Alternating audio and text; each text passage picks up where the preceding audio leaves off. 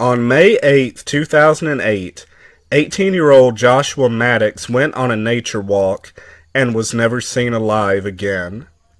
7 years later, in August 2015, his body was discovered in a most unusual place, and to this day it remains a mystery how he ended up there and whether his death was accidental or involved foul play.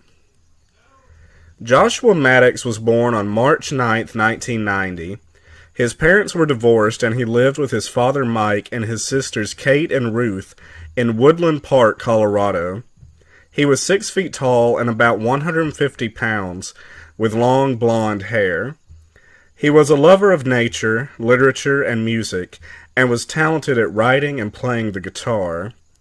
At home, everything was seemingly fine for Joshua, though his family suffered a tragedy in 2006 when his older brother Zachary, then 18, took his own life after battling depression.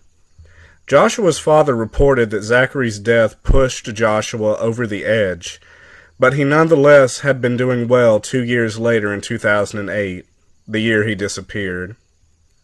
When Joshua went out for a solo hike the day he vanished, his sister Ruth didn't think much of it, as this wasn't unusual for her brother. But when he didn't return home that evening, the family became worried. Mike Maddux reported his son missing on May 13th, 2008, and the search was on. Authorities, friends, and family scoured the neighborhood and areas where Joshua could have been hiking, but they found no sign of him. Kate hoped that Josh was out there somewhere, and perhaps had started a new life to pursue music or writing, and would one day return home, which she and Ruth believed would not be uncharacteristic of him. The truth, however, was that Josh hadn't wandered too far from home at all, as was revealed when a man by the name of Chuck Murphy came across his body. In August 2015, the 80-year-old Chuck Murphy, a builder from Colorado Springs, set about demolishing his secluded cabin on Meadow Lake Lane. The cabin had originally been purchased by Murphy in the 50s. Before Murphy purchased it, it was a place of ill repute, being a gambling and prostitution den. Murphy's brother had lived in the cabin until 2005, but after he moved out, the cabin basically sat abandoned, being used as a storage facility that was rarely visited. As such, Murphy wanted to tear it down to make way for property development.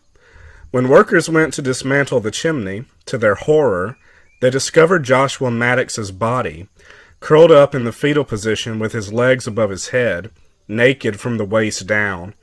The cabin was only 2 blocks away from the Maddux home, but the search for Josh had neglected the building, as there was no reason to think he'd be there.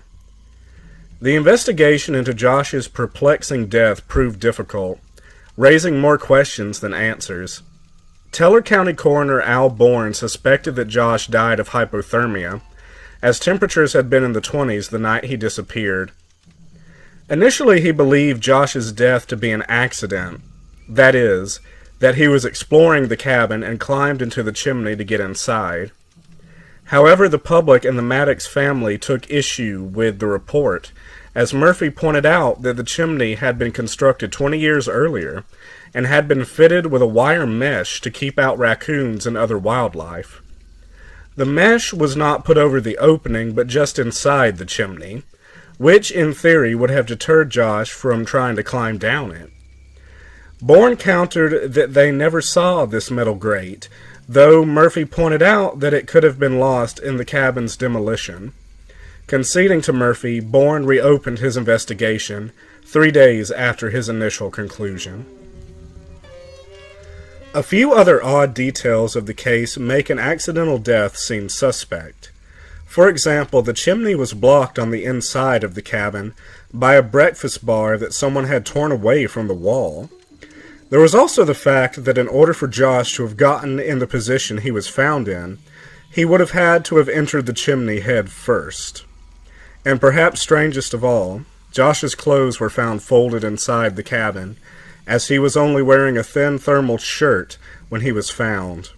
It makes little sense that Josh would strip down to only his shirt inside the cabin, and then go outside, climb onto the roof, and crawl headfirst down the chimney.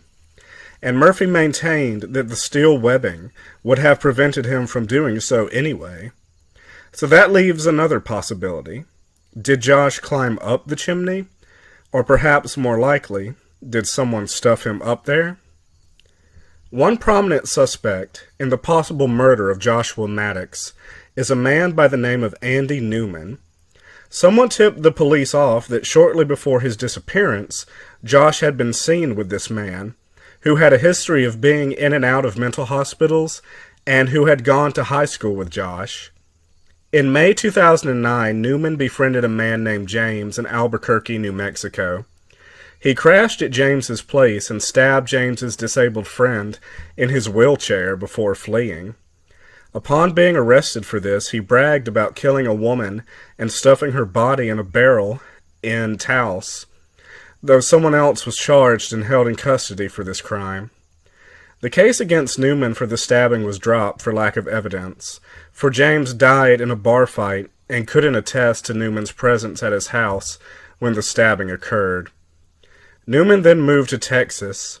He spent several years in prison before being arrested again in 2012 on 7 charges, including assaulting a police officer, before being arrested twice more. Finally, in December 2018, Newman was arrested in Brazos County, Texas, on a burglary warrant from Florida. Though Newman would seem to be the obvious culprit, the case of the death of Joshua Maddux remains officially cold. Nonetheless, his family did receive some closure, in that they found out what became of Josh, though this closure was bittersweet. The last 7 years have really been difficult and painful, Kate Maddux said when her brother was found. But given the strange circumstances, it's kind of a miracle that we're having the opportunity now to give him the proper service and burial he deserves. He's not lost anymore. This isn't how we wanted him to come home. But he has come home, and that's important. Please keep Josh's family in your thoughts as they continue to mourn. Thank you, guys. Stay safe out there. And remember, don't get scared out of sorts.